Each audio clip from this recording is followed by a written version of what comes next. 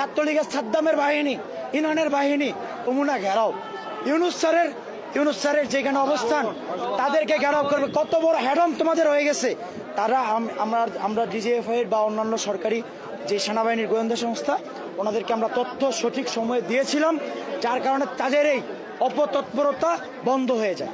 আজকের ব্যাপারেও আমরা আশঙ্কা করেছিলাম, কিন্তু আজকে আমরা এতটা খারাপ পরিস্থিতি হবে আমরা ভাবি নাই।